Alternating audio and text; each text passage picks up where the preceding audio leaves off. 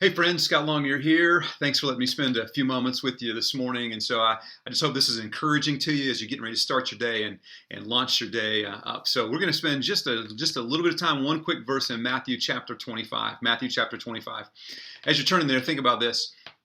Have you ever been in the presence of somebody great? You ever been in the presence of somebody great? A couple years ago, my family and I were flying back from, I think we're flying back from a family vacation, and we flew into Indianapolis. And as we're coming down the escalator going to baggage claim, we noticed there was a driver who had a sign that just said John Green on it.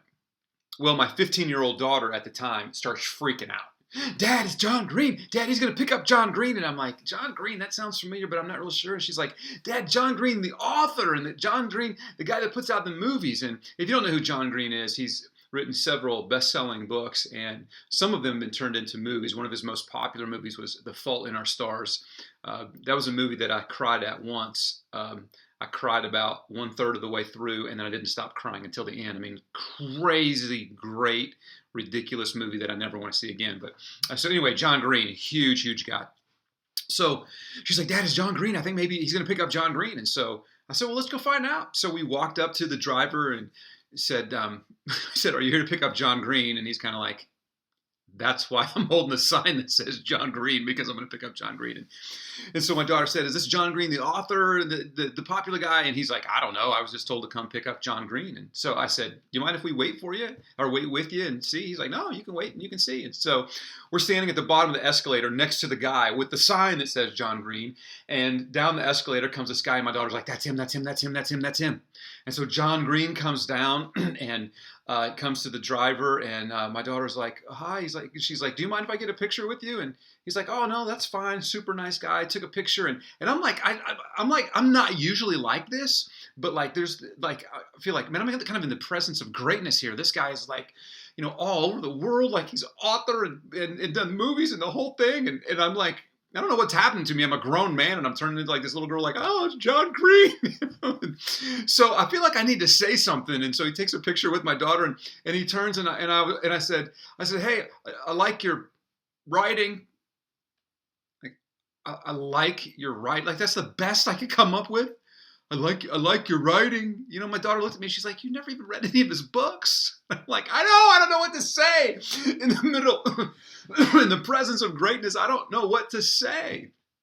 I don't know if you've ever been in the presence of greatness and you haven't realized that you're in the presence of greatness. Several years ago, I was in Las Vegas, and I was at a Harley-Davidson dealership in Las Vegas, and I'm looking around, and I'm up near the front, up near the cashier, and I see this guy come in, and he's coming in asking for directions. And I'm looking at this guy, and I'm like, this dude looks familiar. Like, I can't place this guy, but I've seen him somewhere before. And I don't know where that is. And so I'm kind of rolling through the Rolodex in my mind. I'm not coming up with anything. I'm like, yeah, maybe it's just a case of mistaken identity, even though I can't identify who you are. So I go back, do my business. I jump back on the shuttle to go back to the hotel, and somebody on the shuttle says, did you see who was in the dealership? And I'm like, yeah, I saw a guy there. I said, that was Jeff Gordon. I said, what? He said, yeah, Jeff Gordon walked out of his limousine into the dealership and then back into his limousine. I said, man, I stood like 10 feet away from Jeff Gordon and had no idea that I was in the presence of greatness. Here's what I believe about you today, friends. You're going to be in the presence of greatness. And my hope is that you recognize the presence that you're in. You're going to be in the presence of greatness. How do I know? Here's how I know. In Matthew chapter 25 and verse 40, it tells us where Jesus is. It tells us where Jesus is, and we have to agree that he is great, that he's powerful, he's awesome, he's mighty, he's the King of Kings. He is great, and we can be in the presence of greatness. How do I know that you're going to be in the presence of greatness? Matthew 25 and verse 40. The king will reply, truly I tell you, whatever you did for one of the least of these brothers and sisters of mine, you did for me.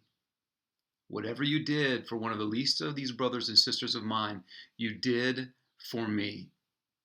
There's something about the marginalized. There's something about those who are on the run. There's something about those whose world has been fallen apart. There's something about the least of these that carries with it the presence of God. So I don't know exactly what situation you're going to be in, but here's what I know what Scripture tells us. That as you're reaching out to the least of these, you're actually in the powerful presence of the Lord, especially if it's one of the least of these brothers and sisters of mine.